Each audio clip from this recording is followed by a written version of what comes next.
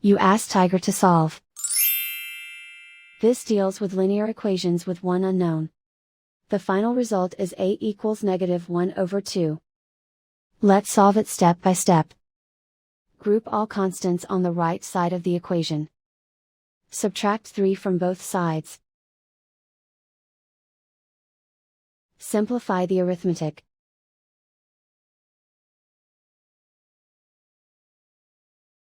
Isolate the a.